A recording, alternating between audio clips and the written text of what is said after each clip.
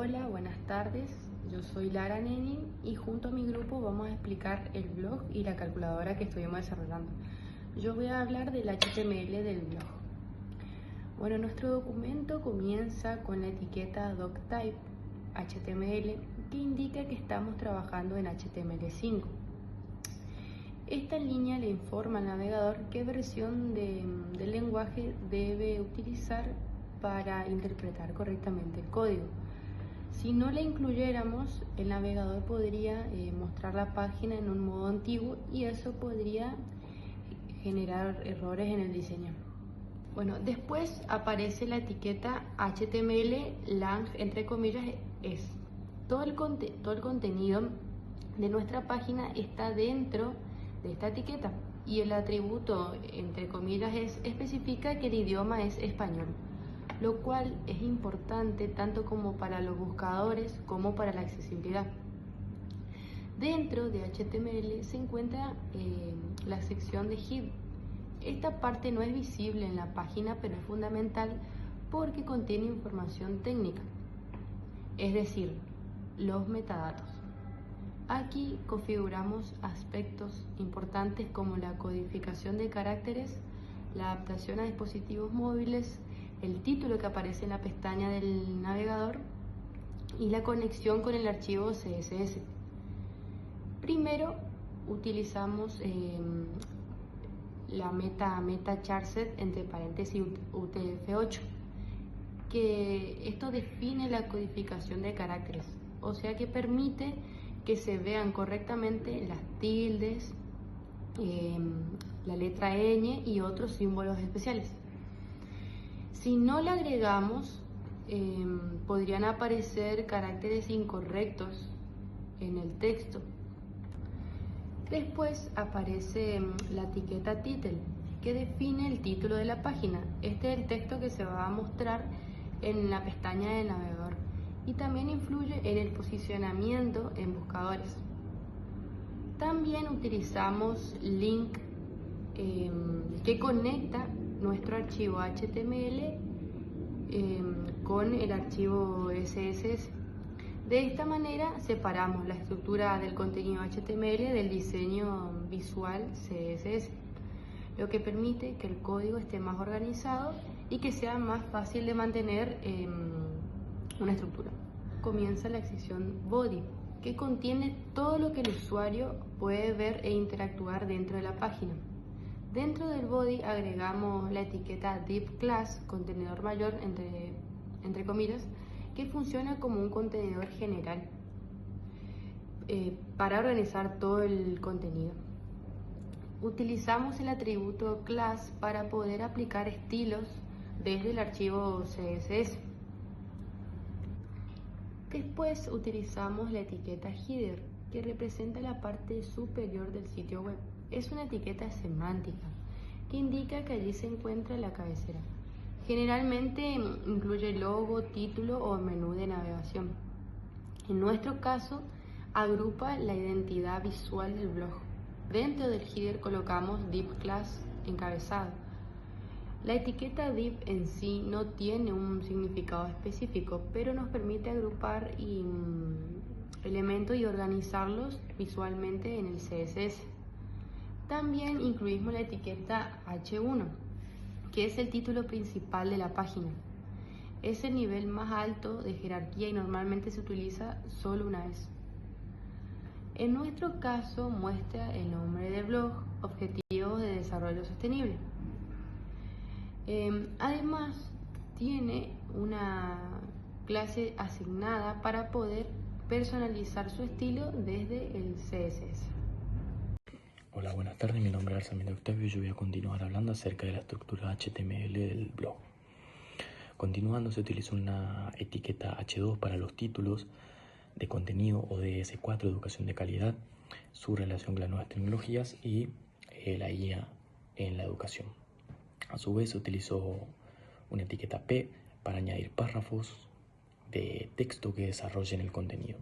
Posteriormente, para su organización visual, se utilizó una etiqueta llamada div class con su atributo post para visualizar el recuadro de los textos.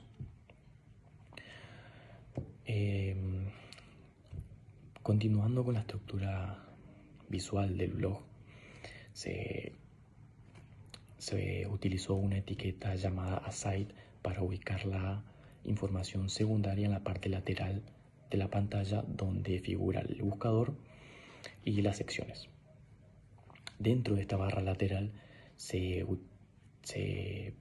utilizó una etiqueta llamada input type text, donde se visualiza el buscador como escribe acá. También se utilizó la etiqueta H4 correspondiente a un encabezado más diminuto que el H2, que se muestra como secciones, que a su vez organizan los enlaces en la barra lateral. La etiqueta A se empleó para crear hipervínculos y enlaces dentro de la página web, apareciendo ODS 4, educación de calidad, su relación con las nuevas tecnologías y la IA en la educación.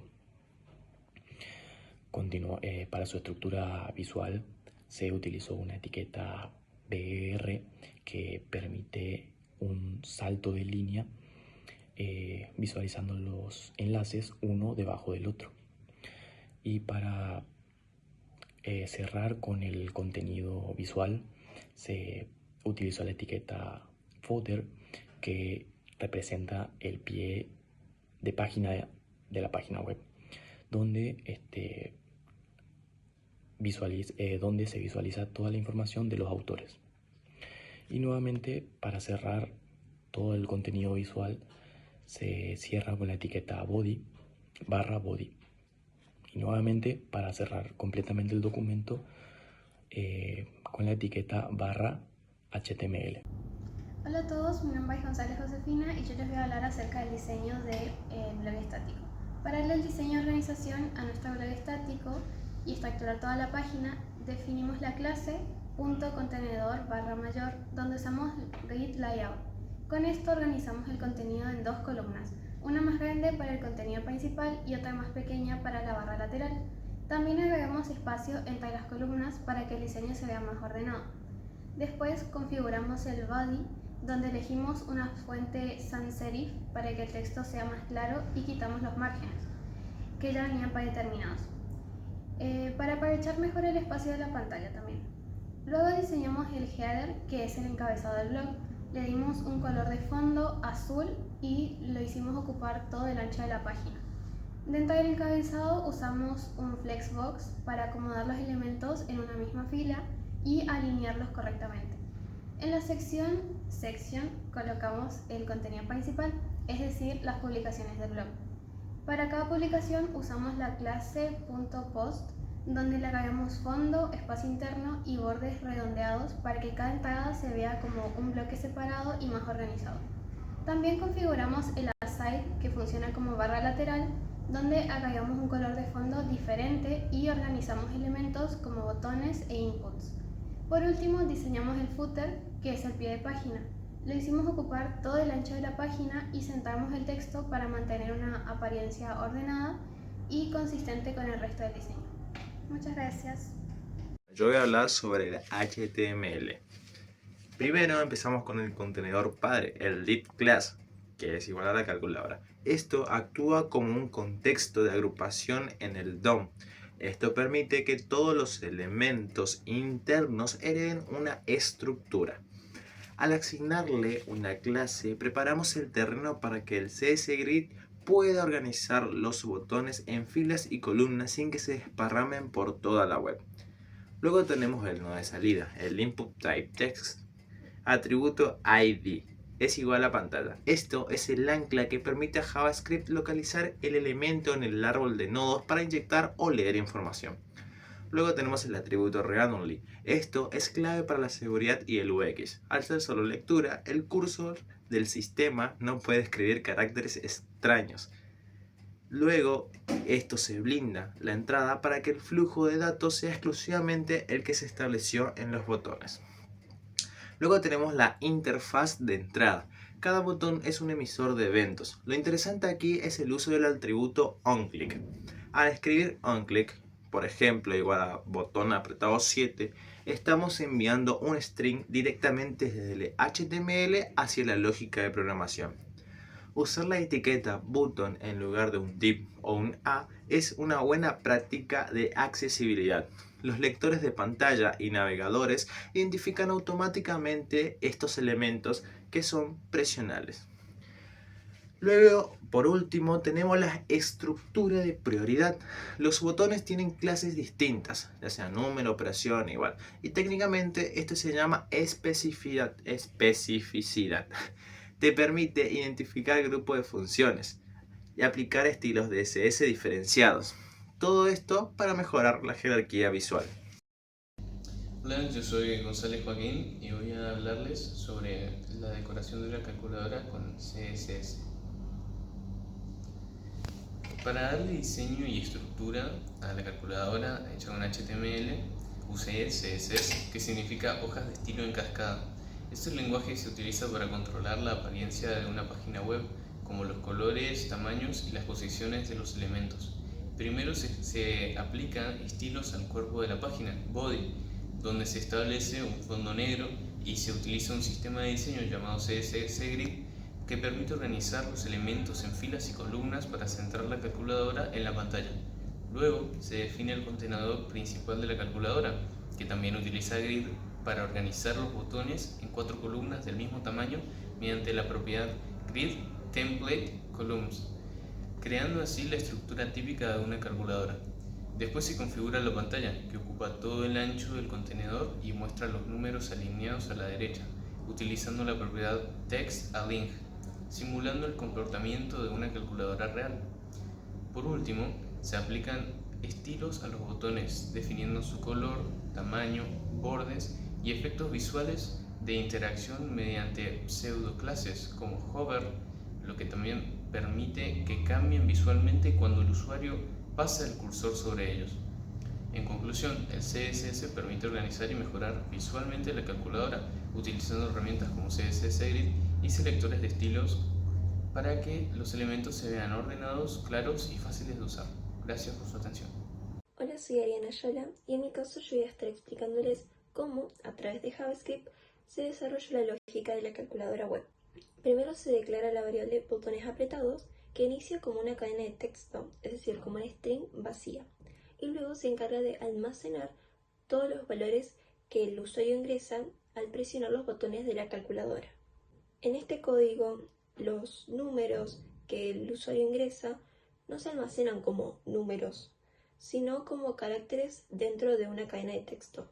Es por eso que si el usuario ingresa 5,5, se va a guardar la cadena 5,5, en vez de realizar el cálculo en el momento. Cuando el usuario presiona un botón, se ejecuta la función botón apretado, que recibe todos los valores de los botones presionados y lo envía a la función actualizar pantalla. Actualizar pantalla se encarga de que todos los valores ingresados se muestren en la pantalla, asignándole un nuevo valor al input mediante la propiedad .value. Dentro de esta función también se llama a guardar botones, que se encarga de almacenar el nuevo valor presionado a la variable inicial botones apretados. De esta manera la calculadora va construyendo paso a paso la operación a medida que el usuario presiona los botones. El código realizado también incluye funciones para borrar valores. La función borra1 elimina el último carácter ingresado mediante el método slice, que se encarga de cortar la cadena de texto en el penúltimo carácter. Por otro lado, la función borra todo reinicia la operación nuevamente, dejando a la variable inicial botones apretados como una cadena de texto vacía. Finalmente, cuando el usuario presiona el botón igual, se ejecuta la función calcular. Calcular también utiliza la función eval, que se encarga de interpretar la operación ingresada como una expresión matemática para así poder calcular su resultado. Luego el resultado se guarda nuevamente en la variable botones apretados y se muestra en la pantalla de la calculadora. En resumen, este código permite registrar los botones presionados, construir la operación en la pantalla, modificar algo si es necesario y calcular el resultado de operaciones matemáticas.